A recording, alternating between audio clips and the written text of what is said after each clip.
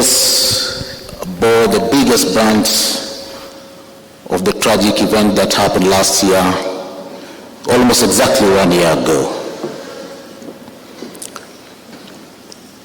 The portraits that you see before you here today reminds us as Moyabes that we lost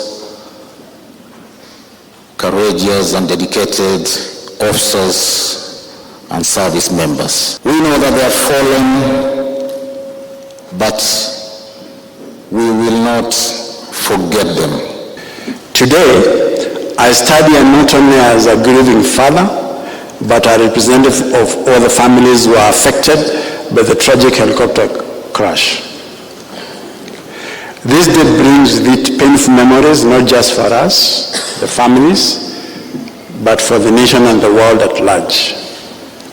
I take this opportunity to sincerely thank the Commander-in-Chief of the Kenya Defense Forces, the Minister of Defense, in the healing process. The pain remains, but we find strength in faith and unity.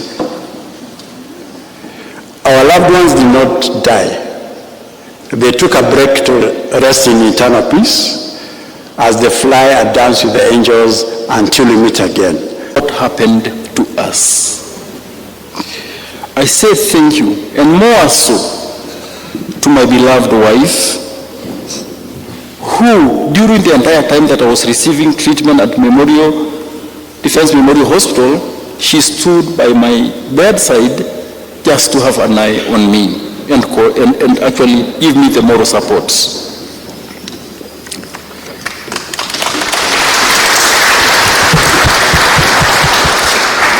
To the families here today, thank you.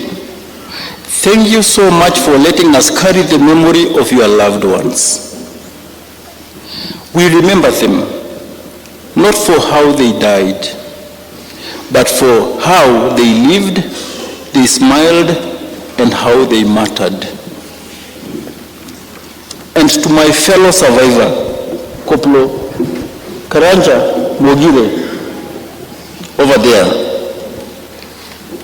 brother, we carry scars, visible and invisible, but we carry more than just scars. We carry something deeper, a responsibility to live, truly live and live well. Today, we gather in solemn remembrance of our departed heroes who died in the line of duty while serving our dear motherland, Kenya. Despite this, our KDF remains a one force, strongly united both in good and bad times. And I want to thank the medical fraternity, our clergy, our counselors that have really come through for both these survivors, but also to the family members of our dearly departed.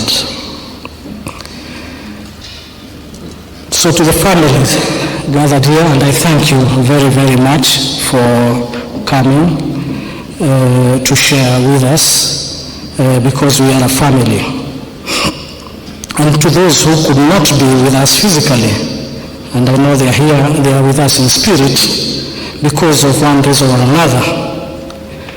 Again, your resilience continues to inspire the entire KDF family and the nation at large.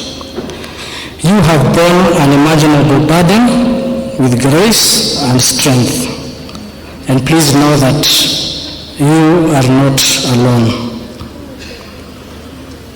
The world we live in can be cruel, and we know that these days someone doesn't have to sit next to you to offend you, and there's been a lot said in the social media.